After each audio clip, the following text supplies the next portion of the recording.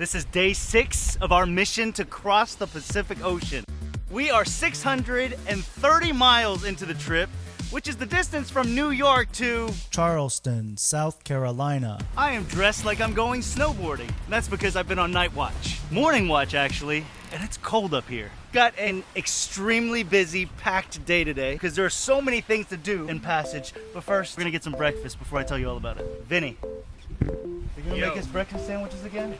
Yeah, I can do that. This guy made the most amazing breakfast sandwiches yesterday. We're gonna see if we can convince Jamie to let us use some bacon.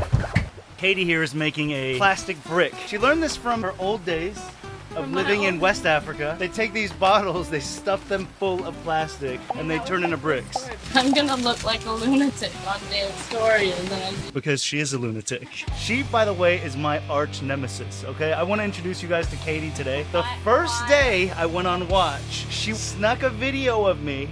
I wasn't asleep. I just shut my eyes for a second. She took a video of it, ran to the captain, and was like, look at what he did. She tattled on me. She narked. Ever since that moment, she's become my arch nemesis. Every piece of trash that we have to hold on to until we arrive to land, which is probably another 2 weeks from now. We need to consolidate, and we only keep the bad stuff, like plastic. Nemesis. Nemesis. All right, I have a big ask. It's huge, Jamie. Are you ready for it? I don't want to know. Can we use a package of bacon this morning? Nah. This fine morning, to celebrate our 6th day at sea, one package, Sausages. one tiny little package. Sausages in the fridge. You're on a diet anyway. Vinny's gonna make us delicious breakfast sandwiches like his papa used to make. Are you gonna do a workout? Are you gonna do? I'm gonna do a workout. I'm gonna eat the bacon, and you're gonna do a workout with me. Vinny, we have permission. So Jamie has been a stickler for the food. Food Nazi, I might call it. One little tiny package of bacon. Go, go, go, go! Major issue. Major issue. Sail just ripped in half? The Spinnaker? Oh my goodness. Be careful up there. Hang on, Vince. If you open that, that's just gonna completely drop down. You shoot here, I'll shoot in the water.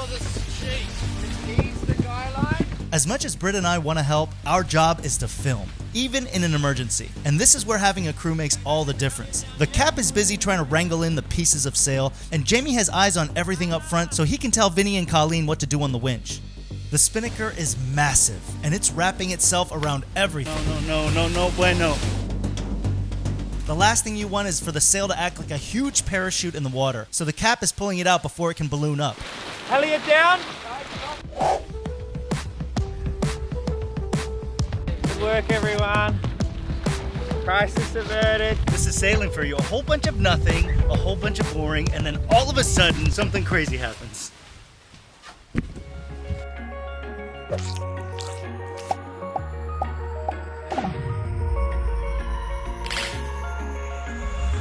Breakfast sandwiches on the flybridge in 5 seconds. The problem with passages is that they get boring. What are you doing? I'm filming. There's not a lot of stuff to do. This is the ocean. It's ocean that way, and that way, and that way, and every which way. We are hundreds of miles from any type of land. I'm not gonna lie, it gets a little boring. That's why every single day, I have a master plan. In honor of the Spinnaker that we just laid to rest halfway through making breakfast, today we're gonna talk about sails. The 4 different sails that you need to cross the Pacific Ocean. Let's start with the mainsail. That is the mainsail.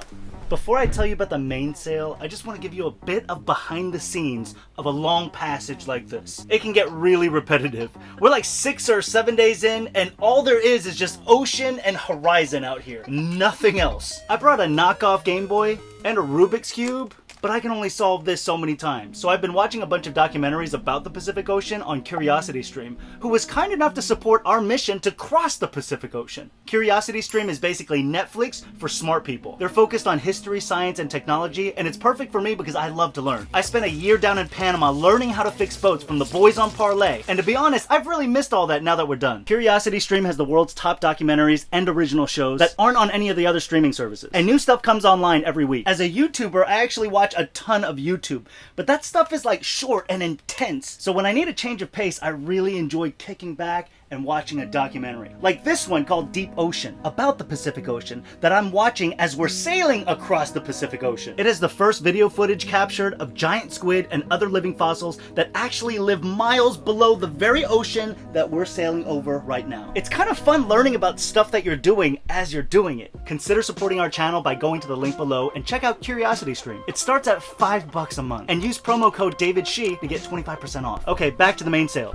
That is the mainsail. The mainsail is by far the biggest sail on the boat, and it's also probably the most common sail that you think of when you think of a sailboat. It's the big one in the middle. This one is currently reefed on the second reef, which means it's made smaller. Let me show you. This is the mainsail. It's one of the two sails that are permanently mounted to the boat. The one I'm cutting out now, it's called the jib. Well, technically it's a Genoa. You see how the back edge overlaps the mainsail? That's what makes it a Genoa. If it ends before it reaches the front of your mainsail, then it's a jib. But you don't need to remember any of this because everyone just calls it a jib. Since we can't control the wind, the only way to make a sail less powerful is to shrink it, aka reef it. Here's the full main, completely deployed, and it has 3 reef points that make the sail smaller depending on the wind speed. On our boat, you go to reef 1 at 18 knots, then reef 2 once it hits 22 knots, and finally reef 3 at 28 knots. Had to double check those numbers with the big fella. If the wind gets crazy and goes above 35 knots, the sails have to come down. Not reefing in time is probably the #1 way people break their rigging.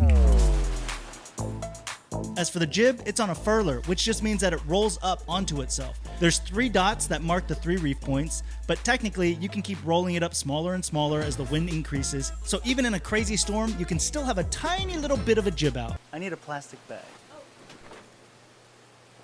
Do you have a Sharpie? What do you do when the wind gets too weak? You can't exactly make the sail bigger, so we use light wind sails, like the Spinnaker and Code D. The Spinnaker the Spinnaker we had, is an asymmetrical one, which is more useful for cruising because it can be used at more wind angles. Let me just show you how it looked before it met its maker. But real quick, we are up for the International Cruiser's Best Reef Fit Award. It would mean the world to us if you would go to the link below and vote for us if we win. Everybody that voted, party on our boat in Houston. The Spinnaker is going up. This is always interesting. The light wind sails live in a sail bag and need to be set up each time you use them. You hook it up to a halyard, the same line that hauled me up the mast in the last video. Here's the sock that the Spinnaker lives in. It protects the sail, but also helps to slowly deploy it as you pull it up. I'm tying on the sheets here, which are the lines that connect the bottom 2 corners of the sail to the deck of the boat.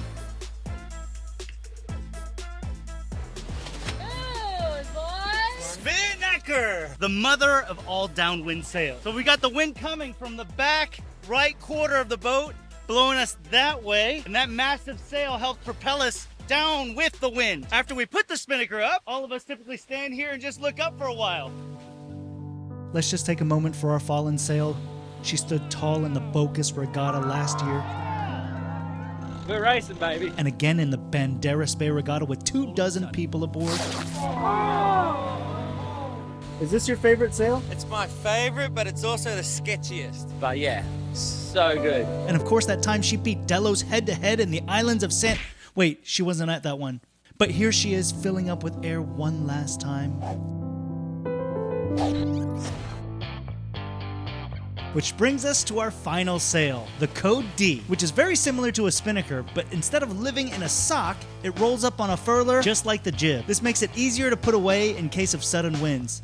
And other than that, I think it's basically like a Spinnaker. Unfortunately, toast always falls on the buttered side down, and the Code D was no exception. Halfway through our watch, my trusty watch partner Vince claims he saw a tiny pinhole in the sail, which is impossible because you can't see a pinhole on a flapping sail 40 feet away. Not having luck with the sails today. But sure enough, the cap went up for a closer look and he found not 1 but 3 holes up there. Okay, down there, holes. Found a little pinhole. Can't really see it, but we're gonna tape it up before it splits, like the Spinnaker did. So we pulled the Code D down, splayed it out around the entire boat so we could fully extend it. Hang on, it's stuck on something. Yeah, it's stuck on the ladder. Okay, good. So the problem is the sails were now furled up and we had no idea where the holes were. And this is 2-ounce nylon. So it's so thin. And once that wind starts to get through that hole, It just blows it out. When the winds are light, when we're crossing that equator, this is the sail that we're going to be depending on. So if we lose this one, we'll be losing about 1 to 2 to 3 knots, which adds at least another day or two to the passage. So the 8 of us started searching for the needles in the haystack. And within an hour, we had found all 3. Yeah, that's it. What is yours? Oh, it's really small, but it's right there. I'm cutting out circles of sail tape here, which we use to sandwich the holes and make it even stronger than original. Then we hand furl it back up the best we can, and up the mast she goes, back to work, pulling us across the Pacific. Vinny's the real hero. If he didn't spot that hole initially, we would have lost our last downwind sail. Nevertheless, we all earned A sundowner, my favorite part of the day. Everyone is allowed a single beer at sunset, but Colleen and I are on the sparkling water because we're on a diet. This is what we do every single day around 6 o'clock, right about the time when you can start looking straight at the sun. Subscribe to Dave so you can watch him cross the ocean.